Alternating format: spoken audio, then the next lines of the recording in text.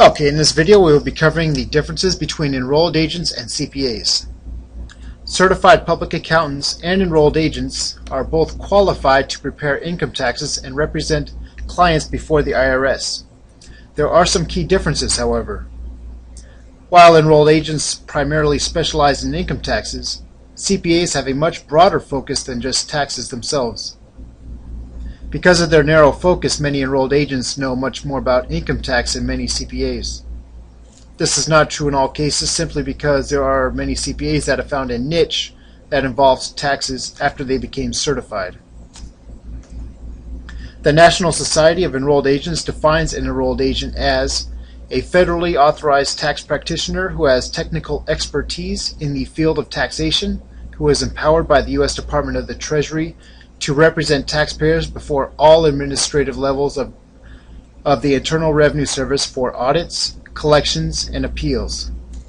To become an enrolled agent, practitioners must take a three-part exam from the IRS that covers individual returns, business returns, and representation. Enrolled agents are authorized to represent clients before the IRS. For example, if you owe back taxes, an enrolled agent may be able to negotiate an offer in compromise. If the offer in compromise is accepted, then you would generally owe an amount that is less than your previous balance.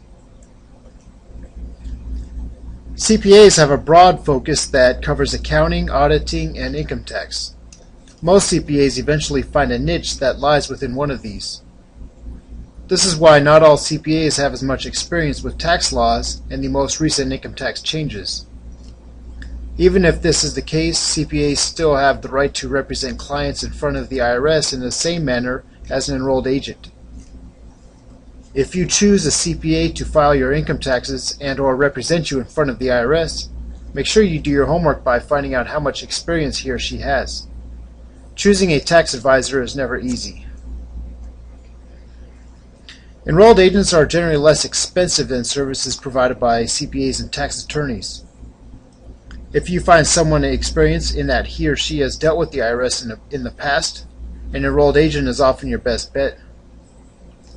Finally, always deal with local practitioners. If you have an IRS problem, don't use an agency that is commonly seen on television, the internet, or any other type of media, unless they are local, of course. These tend to overpromise and provide lackluster results. Remember, if something seems too good to be true, it generally is.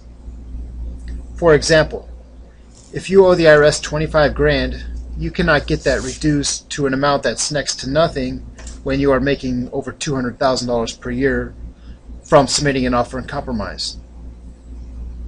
On the other hand, there are times in which an offer in compromise will get accepted and reduce your liabilities extensively. Like any other creditor, the IRS will accept something over not getting anything. Remember, do your homework when finding a tax advisor.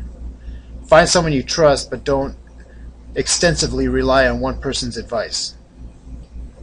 On the contrary, don't listen to everyone's opinion, as there is a lot of misinformation that falls into the too good to be true category.